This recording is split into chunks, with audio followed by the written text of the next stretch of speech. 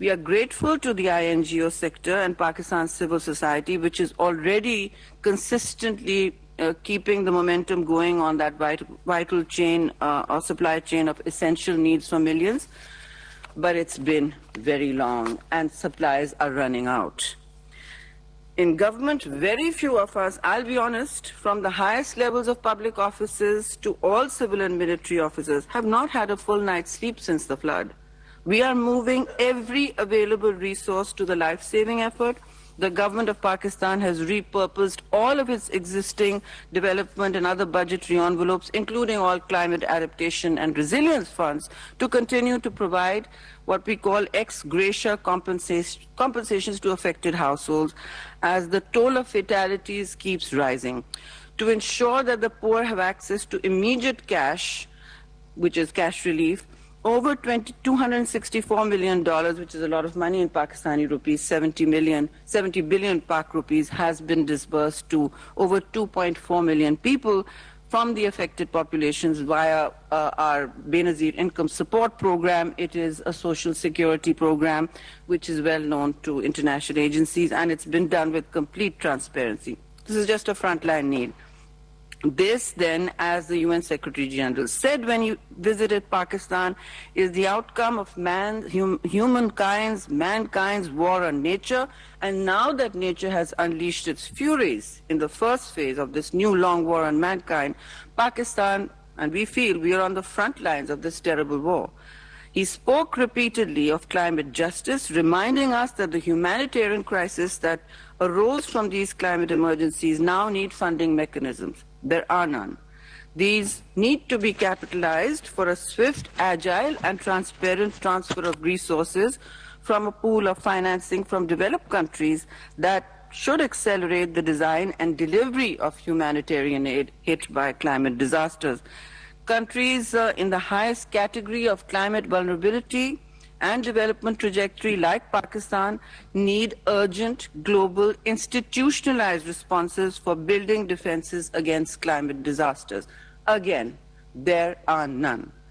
While we brace for a cascade of medium and long-term impacts, which I will spare you for now, all we are saying is please don't leave us alone to face the front line of what the UN Secretary General said was the outcome of mankind's war on nature.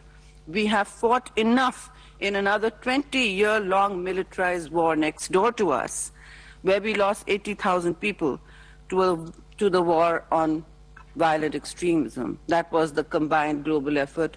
We had our shoulder to the wheel.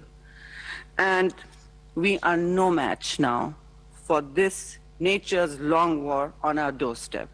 Absolutely not.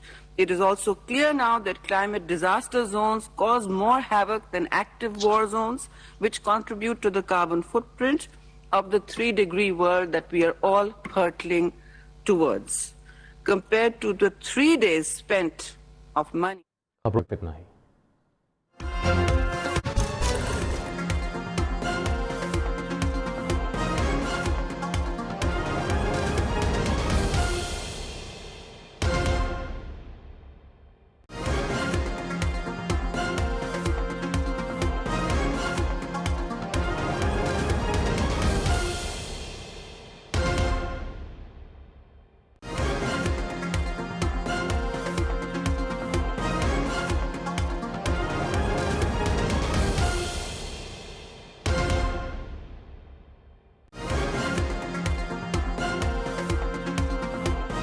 Homeless, who will build the ark of survival from this biblical flood to save people?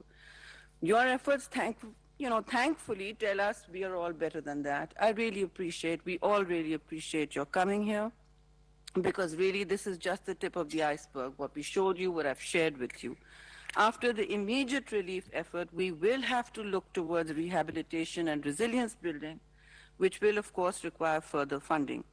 We are grateful to all present in the room and many others outside. The government of Pakistan and the Prime Minister himself, the entire cabinet, share their deepest appreciation for the support that the UN Secretary General has mobilized, while his journey to the heart of the catastrophe zones has given us some hope. Friendly governments too have been on the move to do what they can. Our development partners, as I said, are busy doing a final needs assessment for end of October or middle of October. I also particularly want to thank the UN resident coordinator, Julian Harnez, who has been living almost permanently in the vortex of the crisis on the ground, for his empathy and stamina. We had to call him back to Islamabad for the meetings needed. Mr. Ramesh Rajasingham, who is here with us, Mr. Martin Griffiths, who's made a special effort, I believe, to join us from New York, and colleagues from the Humanitarian Committee, Save the Children, and other resident missions here. Please, we thank you and share our heartfelt appreciation for clustering with our government agencies for the heavy lift on the ground. That is very much ongoing. And last but not least, I would like to thank Dr. Tedros for his leadership and high-level attention to the extreme risks, health risks that the Pakistani affected populations are facing now.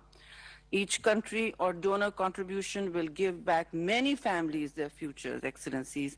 Each contribution will save millions of lives. It will also let us in Pakistan know we are not alone. All of it helps. Thank you very much for your patience. Thank you very much indeed, Minister. वफाकी वज़ीर बराए मौसमियाती तब्दीली शेरी Rahman Geneva में flash appeal की तकरीब से खिताब कर रही थी। उन्होंने कहा कि हर वो डोनेशन, हर वो इमदाद जो पाकिस्तान को दी जाएगी, वो पाकिस्तान के अंदर सैलाब मुतासरीन को दोबारा से खड़ा करने में पाकिस्तानी हुकूमत के लिए अहम साबित होगी। For Humanitarian Affairs and Emergency Relief Coordinator. Yours. Thanks, Ramesh. And my compliments to Senator Rehman and the government of Pakistan, of course, and huge gratitude to her for coming here all this way at a time of great difficulty. It makes a huge difference to us to get your first-hand comments and passion. And thank you very much for that. And thank you, of course, a welcome to all our colleagues in the agencies and the permanent missions here with us in Geneva. As Senator Rehman said, I was recently in Pakistan with the Secretary General, where I had the awful privilege of seeing a glimpse into the future, as we have heard, and it sure wasn't pretty. The people of Pakistan are bearing the brunt of the world's inaction to face up to climate change or to prepare for its consequences. It's a stain on our conscience internationally. As the Secretary General highlighted while there frequently, and has been said already by Senator Rehman, this is not a matter of solidarity merely. This is a matter of justice. This is not a matter of generosity merely. This is a matter of justice.